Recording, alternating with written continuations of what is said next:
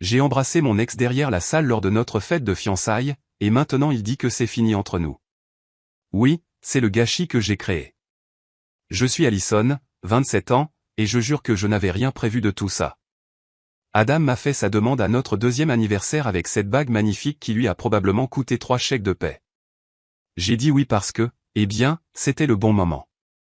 Toutes mes amies étaient déjà fiancées ou mariées, et Adam est un bon gars, stable, fiable, il sait réparer mon ordinateur portable quand il plante.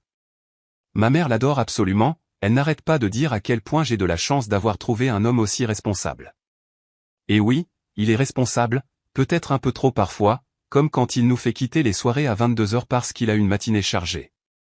L'organisation de la fête de fiançailles a été toute une affaire. Adam voulait quelque chose de petit chez ses parents, mais j'ai insisté pour louer cette jolie salle au bord du lac. Je veux dire, on ne se fiance qu'une fois, non? On s'est disputé au sujet de la liste des invités pendant des jours. Il ne voulait que les amis proches et la famille, mais j'ai continué à ajouter des gens. Puis j'ai ajouté Jason à la liste.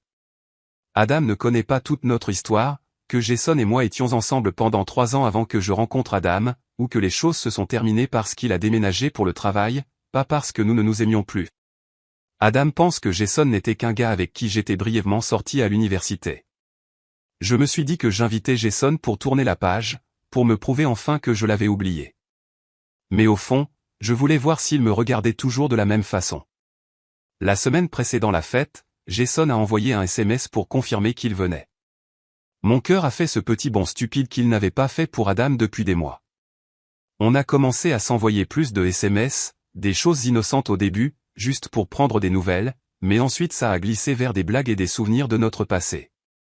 Si Adam avait envoyé des SMS à son ex comme ça, j'aurais complètement pété les plombs, j'aurais vérifié son téléphone pendant qu'il dormait, toute la routine de la petite amie jalouse. Mais d'une manière ou d'une autre, je me suis convaincu que c'était différent. Au moment où nous sommes arrivés à la salle pour la mise en place finale, j'étais un paquet de nerfs, pas à cause de l'organisation ou de la célébration de nos fiançailles, mais à l'idée de revoir Jason après 2 ans. Quel genre de futur marié pense plus à son ex qu'à son fiancé à sa propre fête de fiançailles? Cela aurait dû être mon signal d'alarme, non? Mais au lieu d'écouter cette voix de la raison, j'ai remis du rouge à lèvres et j'ai répété mon sourire dans le miroir de la salle de bain, attendant les invités, attendant que Jason arrive. La première heure de la fête a été un flou de câlins, de félicitations et de présentation de ma bague. Adam est resté collé à mes côtés, me présentant fièrement comme sa fiancée. À l'extérieur, j'étais tout sourire, à l'intérieur, je n'arrêtais pas de vérifier la porte à chaque fois qu'elle s'ouvrait.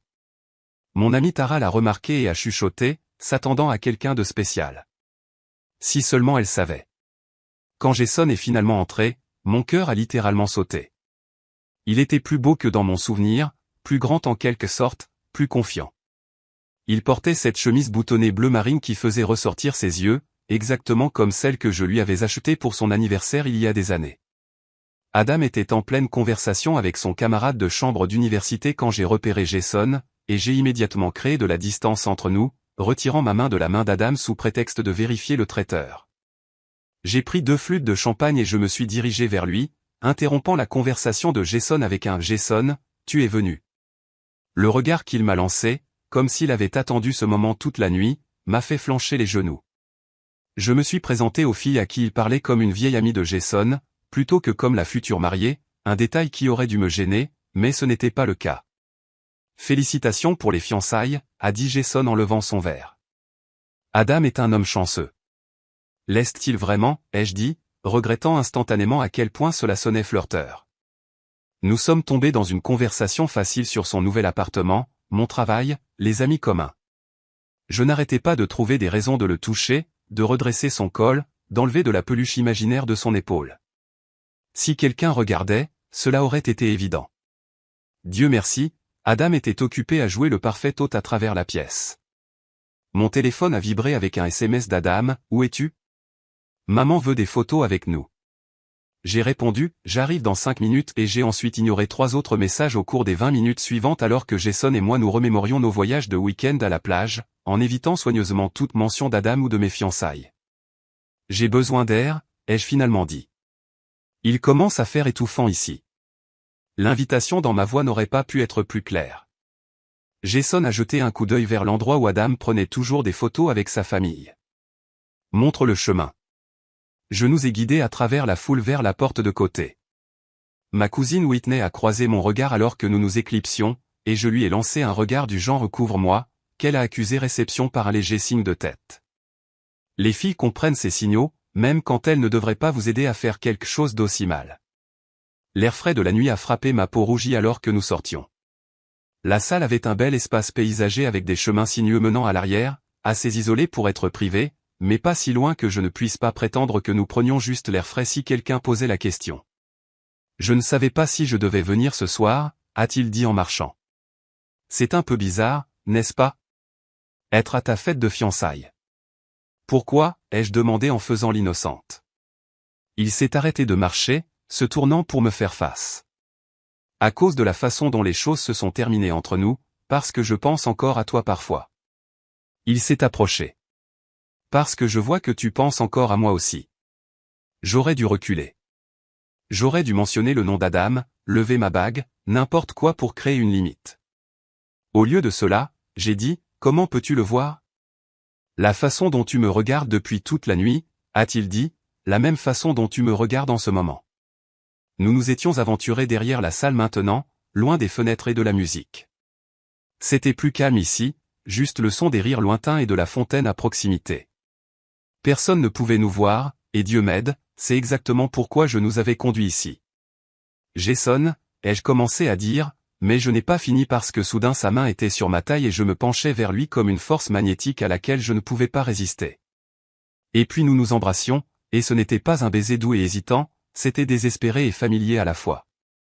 Tu m'as tellement manqué, ai-je chuchoté contre sa bouche. Je n'arrive pas à croire qu'on fait ça à ma fête de fiançailles. Il s'est reculé juste assez pour me regarder. Tu veux qu'on arrête? La bonne réponse était oui.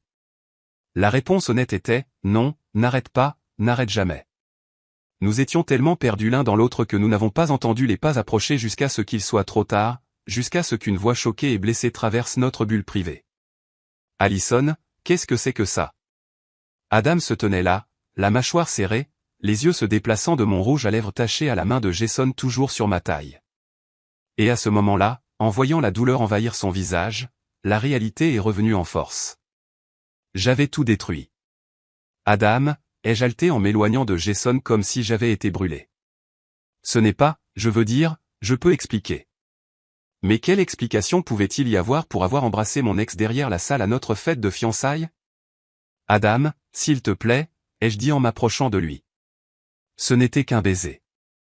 C'était un moment de faiblesse. Ça ne voulait rien dire. Même en prononçant ces mots, je savais à quel point il sonnait creux. Un moment de faiblesse, a répété Adam, sa voix étrangement calme. À notre fête de fiançailles, avec ton ex-petite amie. Tu as été si distante ces derniers temps, je me suis entendu dire, tu travailles toujours, tu ne fais presque plus attention à moi. Arrête, Adam m'a coupé en levant la main. Arrête. Il a regardé Jason, puis l'a vraiment regardé pour la première fois. Étais-tu invité ou t'es-tu incrusté? Jason avait l'air mal à l'aise. J'ai été invité. Les yeux d'Adam sont revenus sur moi. Tu l'as invité dans mon dos? Je n'ai pas répondu. Je ne pouvais pas, je ne te connais pas du tout, a dit Adam doucement. Puis il s'est retourné et s'est éloigné en direction de la fête, me laissant là avec du rouge à lèvres taché et la soudaine et essayante réalisation de ce que je venais de faire. Adam, attends, ai-je crié après lui, mais il ne s'est pas arrêté ou retourné. Je devrais y aller, a dit Jason. Non, ai-je répondu en attrapant son poignet. Donne-moi juste une minute. J'ai besoin de réparer ça. Mais même en le disant, je savais que certaines choses ne pouvaient pas être réparées, et au fond de moi, une petite partie terrible de moi se demandait déjà si je voulais même le faire. Le reste de la nuit a été un cauchemar. J'ai dû sourire à travers tout ça. Je suis retourné à la fête seul, le cœur battant, parcourant la foule des yeux à la recherche d'Adam. Il était introuvable. Sa mère m'a coincé près de la table des desserts en me demandant où il était allé.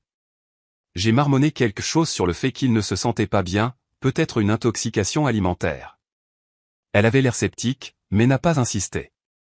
J'ai passé l'heure suivante à inventer des excuses pour l'absence d'Adam, acceptant les félicitations avec un sourire figé qui me faisait mal au visage, tout en lui envoyant frénétiquement des SMS sous la table. Aucune réponse. Jason avait sagement disparu aussi, mais pas avant de me glisser son nouveau numéro sur une serviette de cocktail quand personne ne regardait. Je l'ai fourré dans ma pochette, me détestant de l'avoir gardé. Vers minuit, alors que la fête touchait enfin à sa fin, Tara a proposé de me laisser dormir chez elle. J'ai accepté, n'étant pas prête à affronter ce qui m'attendait à la maison. En partant, j'ai surpris la cousine d'Adam en train de me regarder avec des yeux connaisseurs. La nouvelle se répandrait. Ce n'était qu'une question de temps. Le lendemain matin, je me suis réveillé avec un violent mal de tête et 12 appels manqués de ma mère. Je les ai ignorés et je suis rentré chez moi en répétant des excuses pendant tout le trajet. Je pleurais, assez facilement étant donné ma gueule de bois, je promettrais que cela ne se reproduirait plus, probablement vrai, je suggérerais une thérapie de couple pour montrer que j'étais sérieuse et lui rappeler à quel point nous étions bien ensemble quand je ne nous sabotais pas. Mais quand j'ai déverrouillé la porte de notre appartement, le silence m'a frappé en premier. Adam était assis à la table de la cuisine, toujours dans les vêtements de la nuit dernière, ayant l'air de ne pas avoir dormi du tout. La bague de fiançailles que j'avais laissée sur la table de chevet avant la fête était assise devant lui. « Adam, ai-je commencé, la voix brisée, je suis tellement désolé. J'ai fait une terrible erreur. Ça ne voulait rien dire, et je jure. » Il n'a pas levé les yeux. « Qui d'autre est au courant pour toi et Jason ? » Personne. Enfin, je ne pense pas que personne nous ait vus, sauf toi. Alors tu l'as caché à tout le monde depuis combien de temps ? Quoi ? Non. La nuit dernière était la première fois que quelque chose se passait, j'ai menti, oubliant commodément des semaines de textos flirteurs. C'était une stupide erreur ponctuelle. Il a finalement levé les yeux sur moi. J'ai vérifié ton téléphone il y a une semaine, Allison. Mon sang s'est glacé. Tu as fouillé dans mon téléphone ? Tu n'avais pas le droit. Il m'a coupé, n'essaie pas de faire de ça le fait que j'ai violé ta vie privée alors que tu as envoyé des SMS à ton ex dans mon dos pendant des semaines, en planifiant de le voir à notre fête de fiançailles. Je me suis senti piégé, exposé. Ce n'était que des textos amicaux. Rien ne s'est passé jusqu'à la nuit dernière, et c'était juste, ça a juste dérapé. Arrête de mentir, a dit Adam en repoussant sa chaise de la table. J'ai besoin d'un peu de temps pour penser à nous, pour savoir s'il peut même y avoir un nous après ça. Qu'est-ce que tu dis ? La panique est montée dans ma gorge. Je dis que je ne sais pas si je peux épouser quelqu'un en qui je n'ai pas confiance. Il s'est levé, attrapant un sac de sport que je n'avais pas remarqué près de la porte. Je vais rester chez Greg pendant quelques jours. J'ai besoin d'espace. Adam, s'il te plaît, ai-je répondu en attrapant son bras. S'il te plaît, ne pars pas. On peut en parler. On peut réparer ça. Il a doucement enlevé ma main. Il n'y a rien à dire pour le moment. Tu as fait ton choix la nuit dernière, derrière la salle, avec Jason. Alors qu'il sortait par la porte, je l'ai appelé après lui. Ce n'était qu'un baiser. Les gens font des erreurs. La porte s'est refermée. J'étais seul avec la bague sur la table et la terrible connaissance que c'était bien plus qu'un simple baiser. C'était une trahison, des semaines à l'avance. 2 semaines se sont écoulées en rampant. Adam est rentré à la maison après 4 jours chez Greg, mais c'était comme vivre avec un étranger. Il dormait sur le canapé, allait travailler tôt, rentrait tard. Quand nous parlions, c'était comme marcher sur des œufs. J'ai tout essayé, cuisinant ses plats préférés, portant la lingerie qu'il aimait, pleurant, suppliant, suggérant même une thérapie de couple. Je pense que c'est une bonne idée, a-t-il dit à propos de la thérapie, ce qui m'a surprise. Notre première séance a été un désastre. La thérapeute, Dr Mélanie, a demandé pourquoi nous étions là. Elle m'a trompé à notre fête de fiançailles, a dit Adam sans embâche. Ce n'était qu'un baiser, ai-je interrompu rapidement, avec un ex qui s'est présenté à l'improviste. Les yeux d'Adam se sont rétrécis. Tu l'as invité, Allison, et tu lui as envoyé des textos pendant des semaines. Ces textos n'étaient pas inappropriés. Encore un mensonge. Je me suis tourné vers Dr Mélanie. J'ai eu un moment d'égarement, mais je suis pleinement engagé envers Adam, envers nous. Ce soir-là, alors qu'Adam dormait sur le canapé, je me suis surprise à envoyer un texto à Jason. Rien d'explicite, juste pour vérifier s'il allait bien après tout ça. Il a répondu immédiatement en me demandant si je voulais qu'on se rencontre. Je lui ai dit que je ne pouvais pas, que je travaillais à arranger les choses avec Adam, mais je n'ai pas bloqué son numéro comme j'aurais dû le faire. Le lendemain matin, Adam m'a demandé si j'avais été en contact avec Jason depuis la fête. Non, ai-je dit sans hésitation, absolument pas. Nous sommes allés à 3 autres séances de thérapie. Les choses semblaient s'améliorer légèrement. Adam est retourné dans notre lit, bien que nous ne nous soyons pas touchés. J'ai commencé à croire que nous pourrions réellement surmonter ça. Puis est venu le matin où j'ai laissé mon téléphone sur le comptoir en prenant ma douche. Je suis sorti pour trouver Adam tenant mon téléphone, son visage un masque de froide fureur. « Tu lui as envoyé des textos tout ce temps ?» a-t-il dit, sa voix effroyablement calme. « Pendant qu'on est en thérapie, pendant que j'essaie de te pardonner, tu continues de me mentir en face tous les jours. » Laisse-moi expliquer, ai-je commencé en serrant ma serviette. Ces textos ne sont pas ce qu'ils semblent. Je sais lire, Allison, a-t-il crié, me faisant sursauter. Adam ne criait jamais. Tu lui as dit que tu aimais parler avec lui. Tu lui as dit que les choses étaient compliquées avec moi. Tu lui as demandé s'il fréquentait quelqu'un. Je n'avais aucune défense. Il avait raison. Le mariage est annulé, a dit Adam en posant mon téléphone. C'est fini. Adam, non, ai-je supplié en attrapant ses mains. S'il te plaît, je vais le bloquer tout de suite. Je vais changer de numéro. N'importe quoi. C'est trop tard, a-t-il dit en se retirant doucement de mon emprise. J'ai tellement essayé de te faire confiance à nouveau, et tu me mens au visage tout ce temps. J'ai fait une seule erreur. Vas-tu vraiment jeter 2 ans à la poubelle pour une seule erreur? Il a ri, mais il n'y avait aucun humour dans son rire. Une seule erreur? Tu as invité ton ex à notre fête de fiançailles dans mon dos. Tu lui as envoyé des messages pendant des mois. Tu l'as embrassé à notre fête de fiançailles, et tu as continué à lui parler tout en me jurant que tu ne le faisais pas.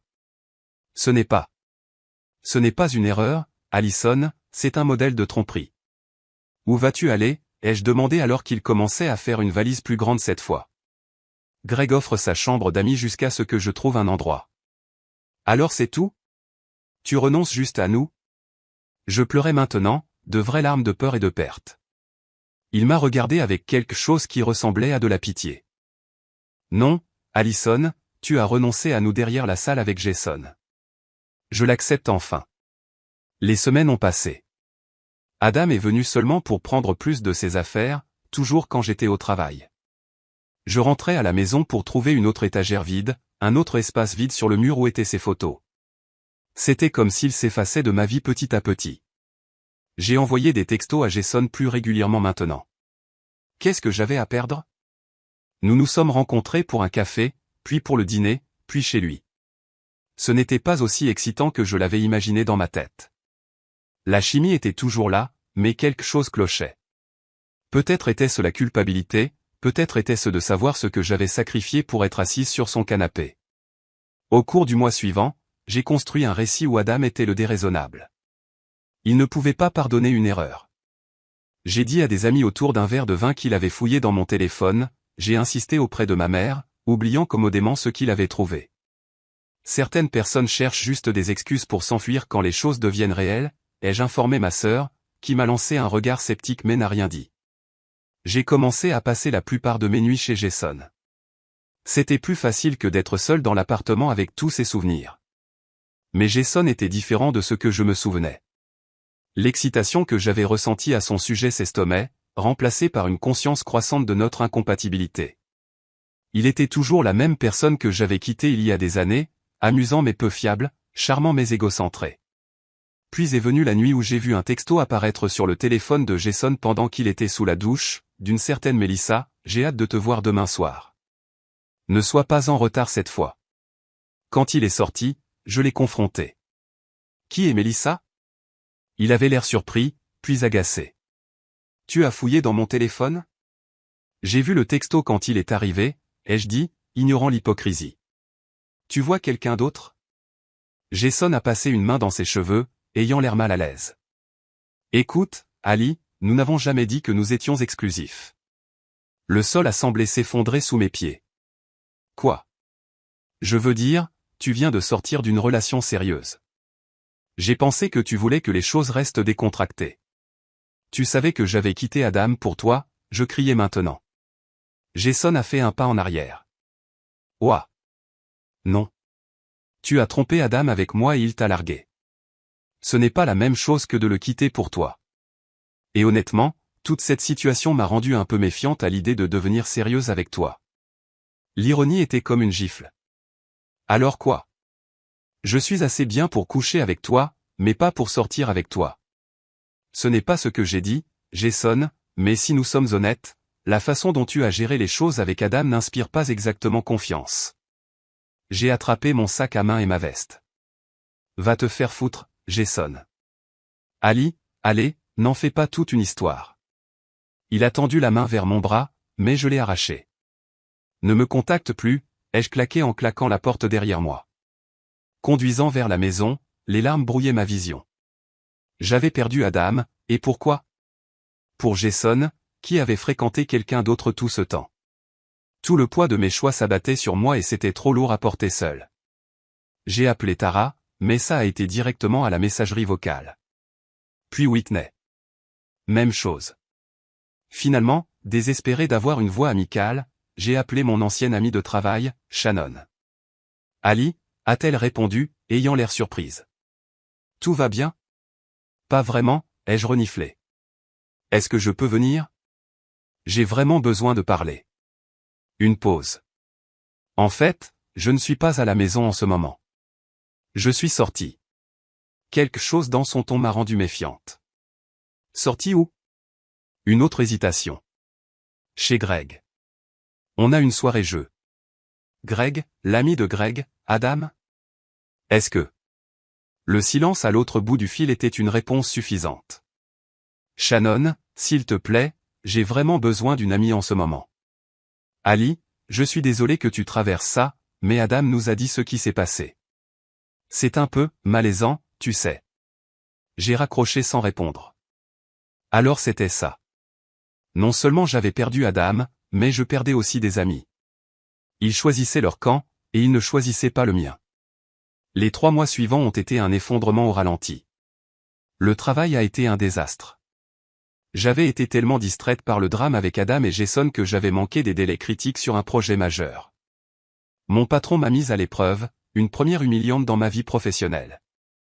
Mon bail touchait à sa fin et sans la moitié du loyer d'Adam, je ne pouvais pas me permettre de le renouveler. J'ai dû trouver un endroit plus petit dans un quartier moins agréable, un autre pas en arrière. Les amis ont continué à s'éloigner, pas tous en même temps, mais graduellement, moins d'invitations, des réponses plus courtes aux textos, des annulations de dernière minute. J'ai entendu dire par le bouche à oreille qu'Adam avait commencé à voir quelqu'un de nouveau, quelqu'un de bien, quelqu'un de fiable. Le coup de grâce est venu lors du dîner d'anniversaire de ma cousine Whitney. Je n'avais pas voulu y aller, sachant que je pourrais croiser des amis communs qui avaient pris le parti d'Adam, mais les obligations familiales l'ont emporté. Je suis arrivé en retard, espérant minimiser les interactions maladroites. En m'approchant du restaurant, je les ai vus à travers la fenêtre. Adam et une jolie brune à la table avec ma famille et mes amis. Ils riaient tous de quelque chose qu'elle avait dit. Adam avait son bras autour d'elle, ayant l'air plus détendu et heureux que je ne l'avais vu depuis des mois, même avant le désastre de la fête de fiançailles. J'ai figé sur le trottoir. Ma mère m'a repéré à travers la vitre et m'a fait signe d'entrer, mais je ne pouvais pas bouger. Adam a suivi son regard et m'a vu aussi. Nos yeux se sont croisés brièvement avant qu'il ne revienne à la conversation, son expression a changé. Je n'étais plus qu'une personne pour lui maintenant, pas de colère, pas de douleur, rien. C'est à ce moment-là que ça m'a frappé, toute l'écrasante réalité de ce que j'avais fait et de ce que ça m'avait coûté, pas seulement Adam, mais ma réputation, mes amitiés, mon respect de moi-même. J'avais été tellement convaincu que je méritais plus d'excitation, plus de passion que j'avais jeté quelqu'un qui m'aimait vraiment pour une fantaisie qui s'était évaporée comme la brume du matin. Je me suis retourné et j'ai marché vers ma voiture, envoyant à Whitney un texto d'excuses disant que je ne me sentais pas bien.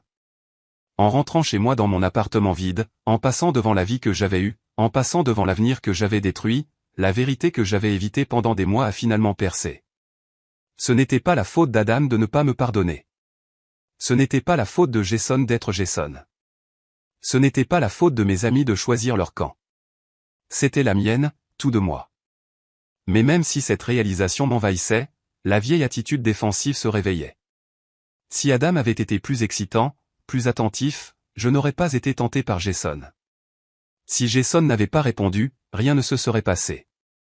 Si mes amis étaient vraiment loyaux, ils m'auraient soutenu quoi qu'il arrive.